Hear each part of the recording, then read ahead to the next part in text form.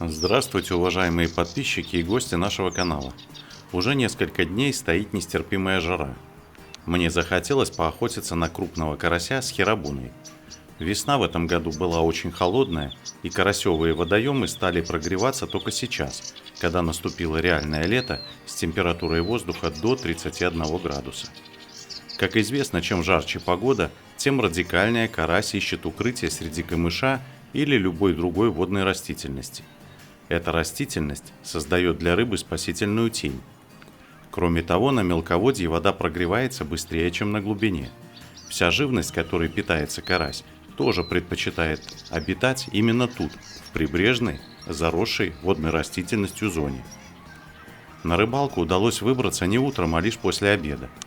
Учитывая недавние холодные деньки, это не проблема.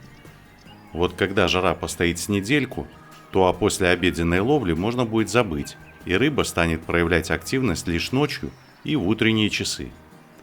Ловлю прямо в коридоре среди камыша. Удочки длиной 4,5 метра как раз хватает для того, чтобы добрасывать до дальней стенки растительности.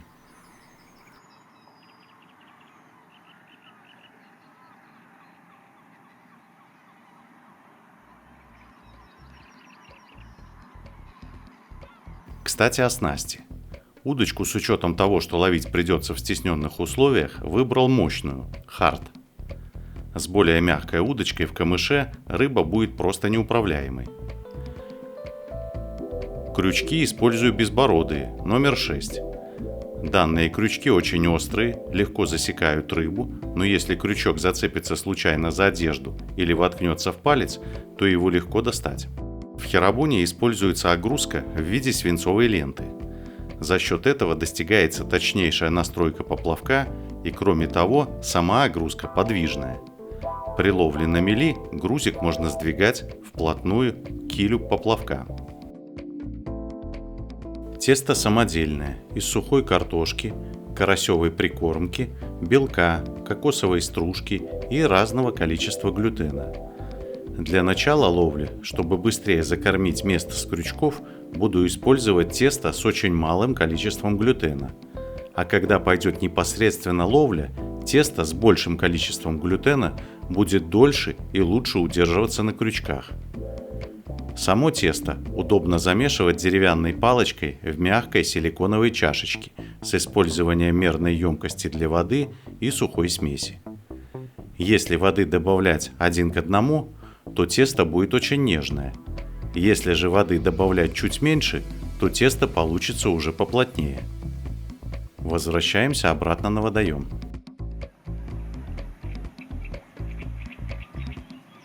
В самом начале ловли действую достаточно быстро. Тесто использую почти без глютена. Колобки теста осыпаются буквально за пару минут. Я сейчас скорее не ловлю, а прикармливаю. Можно, конечно, прикармливать и с руки, забрасывая в точку ловли сразу несколько комков прикормки. Однако одновременно и кормить, и ловить гораздо интереснее. Кроме того, кормить рыбу с крючка можно очень точечно, без разброса по всей площади камышового окна. Жарко. Я даже немного жалею о том, что не смог попасть на рыбалку ранним утром. Было бы гораздо комфортнее, но не факт, что эффективнее. Вчера я уже был на этом водоеме вечером, приехал в районе 20 часов и порыбачил в сумерки и до часа ночи. Так вот, увидел всего одну карасевую поклевку, причем случилась она именно сразу по приезду. Далее сумерки и ночь вообще не сработали. Именно поэтому я предположил, что и рано утром, скорее всего, карась был бы неактивен. Сегодня же проверяю послеобеденное время, когда жара уже начинает идти на спад. Мой план, по идее, должен сработать.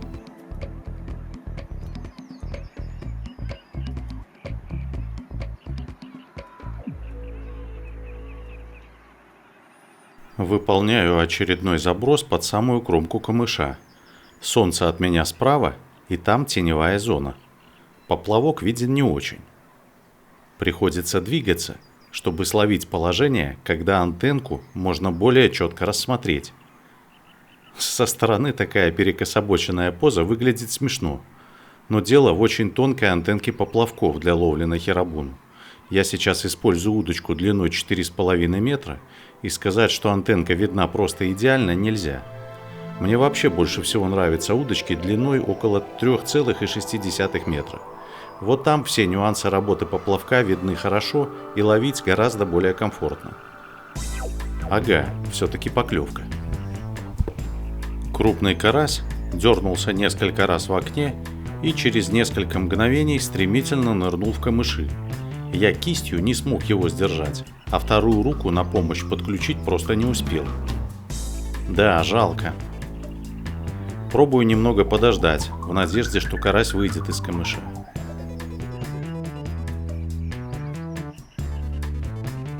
Куда там? Теперь его на открытое пространство палкой не выгонишь. Немного помаялся на дистанции. Изменений нет. Нужно подходить к месту зацепа по воде. Это ненадолго распугает рыбу. Ну а что делать?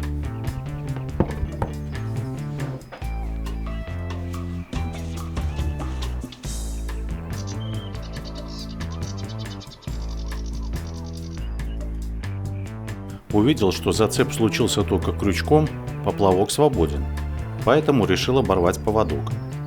Карась к этому моменту уже естественно убежал.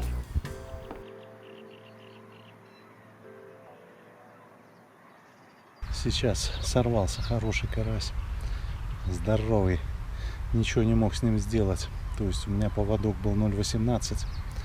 Как пошел сначала влево, вправо, а потом прямо в тот дальний камыш. Влез там, и второй крючок зацепился. Все-таки на крупную рыбу надо один ставить крючок. Два опасно. Опасно. С одним крючком, так он бы зашел в камыш, его можно было вытащить. А когда два крючка, то второй крючок цепляется за камышину, и сделать нечего, крючок безбородочный.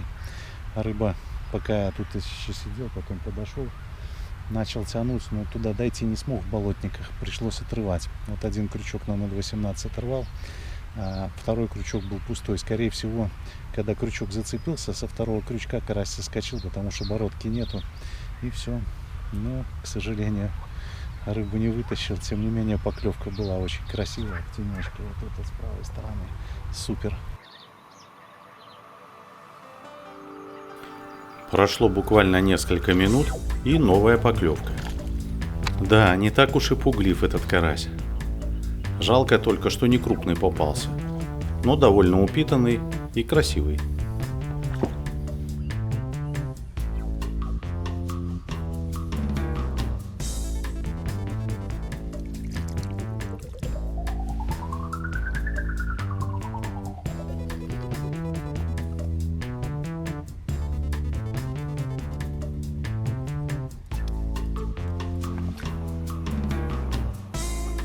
И еще несколько минут, и очередная поклевка.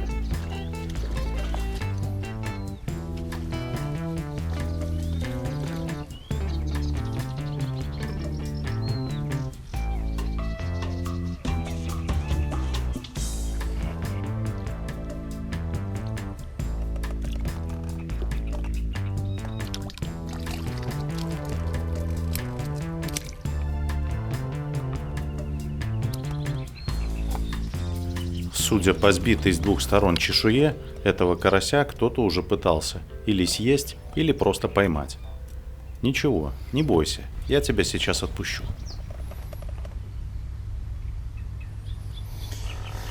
Еще один карасик. 4 часа дня, жара, уже купальный сезон, народ плюхается в воде, купается, и вот карась, интересно, клюет. Весна была холодная, и сейчас, получается, вода прогрелась, и рыба начинает немножко проявлять активность. Причем самое интересное, что в обед не клюет, а вот сразу после обеда еще солнце высоко, жарко очень, и вот очень хорошо клюет. А ближе к вечеру, когда вода начинает остывать, почему-то опять клев хуже. И солнце садится, вроде бы самое лучшее время, а на самом деле нет. То есть вот, но сейчас вода немножко прогреется и начнет именно наоборот смещаться клев на такое время, именно раннее утро, поздний вечер и ночь. Все, продолжаю ловлю. Глубина в месте ловли небольшая. Чтобы не настораживать рыбу, я специально сдвинул грузик прямо к килю поплавка. Получается, что я сейчас ловлю с использованием самопогружающегося поплавка, где тело поплавка полностью огружено, а антенка притапливается лишь за счет 2 крючков с тестом. Система очень чуткая. Как только тесто с крючка осыпается или сбивается рыбой, так антенка тут же этот момент показывает, высоко вылезая из воды. Тесто в херабуне не только привлекает рыбу, но и является своего рода естественным подпаском. При поклевке рыба поднимает со дна кусочек теста, и чувствительная вершинка поплавка этот момент тут же фиксирует. Именно в этом и есть основная фишка ловли на херабуну. Забыл взять зонтик от солнца. Очень жарко. И приходится ветровочку с дышащей ткани накинуть на ветки, чтобы создать тень. Во-первых, тень создать для теста, а во-вторых, чтобы самому не сгореть, руки открытые. Пока занимался съемкой, произошла очередная поклевка крупного карася. Опять завел в камыш.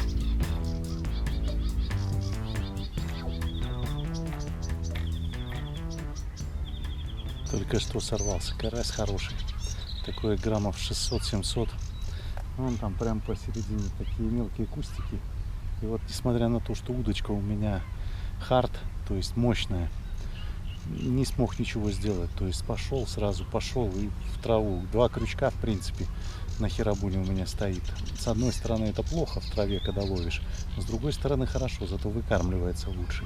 И если с одного крючка рыба наживку сняла, тесто, то на втором крючке еще тесто остается, поэтому как бы двойной получается удар. Ну и в таких вот местах, вот как здесь вот окно среди камыша, тут, конечно, на мягкую удочку ловить не получится. На мягкую удочку ловить интересно, приятно, удочка гнется до самой ручки, смягчает все рывки, но рыба ходит куда хочет. А вот с хардом забрасывать неудобно, зато вываживать очень удобно. Вот я в этом месте ловил именно с мягкой удочкой. Очень легко ловить, но трудно рыбу доставать. А с жесткой удочкой трудно забрасывать, но очень легко доставать. А с другой стороны, хард-удочка меня уже сегодня несколько раз подвела именно на крупных карасях. Упущенная рыба вызывает чувство обиды, но сами поклевки крупняка несомненно радуют. Я бы все равно этих рыб отпустил после того, как показал в кадре. Можно, конечно, использовать еще более мощную удочку, можно поставить леску потолще и после поклевки даже крупных карасей тут же выводить, как говорится, на глиссер. Будет эффективно, но не так интересно. У рыбы ведь тоже должен быть шанс на победу. Я сейчас ловлю в окне, и там в окне вот есть тень, от тростника падает. И вот там, где падает тень, вот и происходит большинство поклевок. День солнечный, жаркий. И рыба любит все-таки спрятаться от жары. И поэтому на чистом месте сейчас результата не будет практически никакого. А вот там, где есть тень, вот хорошо, там прохлада, и вот там... А сейчас происходит интересный момент. Пошла поклевка, и я в азарте приподнял удочку с рагулик. Это ошибка. Леска была натянута от поплавка до кончика удочки, и в результате карась тут же насторожился и бросил тесто. Знал, что так делать нельзя, но азарт порой берет свое и полностью выключает мозг.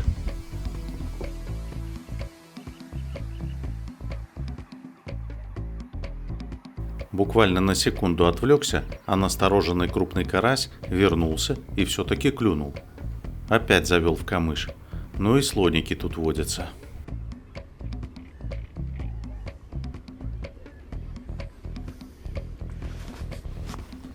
Придется раскладывать болотники и опять идти спасать оснастку.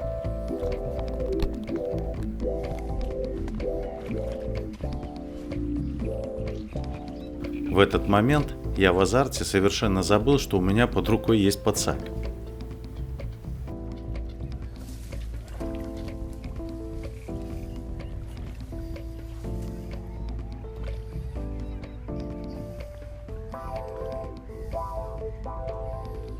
Когда же дошел до запутавшейся рыбы и стал ломать камыш, то карась, естественно, забился и легко соскочил с безбородого крючка.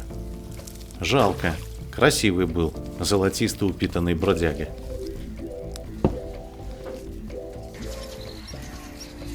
За время рыбалки я несколько раз замеряю температуру воды электронным термометром. Информация по изменению температуры воды дает возможность сделать определенные выводы. Например, связать температуру воды с началом или окончанием клёва.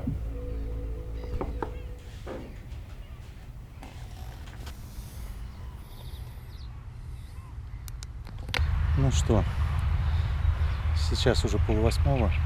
Вроде бы все красиво. Вроде бы солнышко садится уже низко. Стало гораздо прохладнее.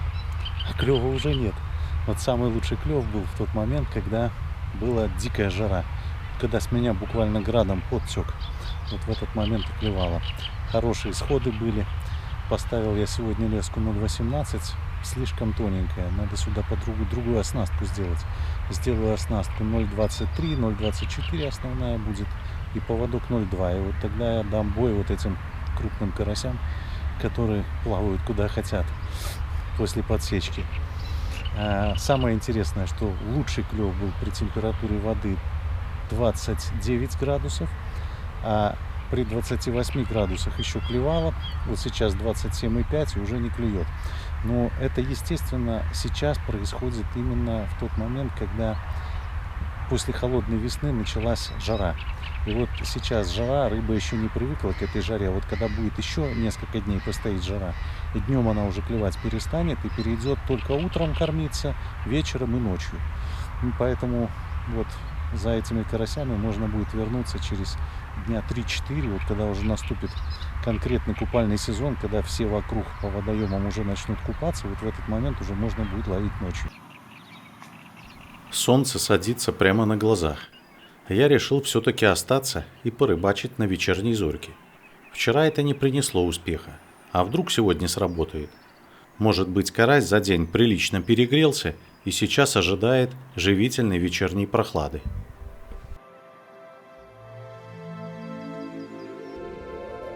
Поклевки толстого карася я все-таки дождался. Вымучил таки толстопузика. Сопротивлялся на вываживании карась достойно, но далеко не так, как те рыбки, которые сорвались днем в жару.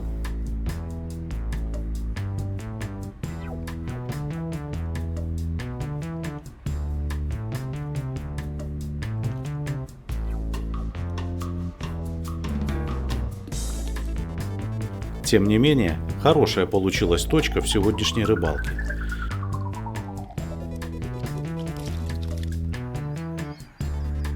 Я сейчас, сжимая время, скажу, что это реально была последняя на сегодня поклевка.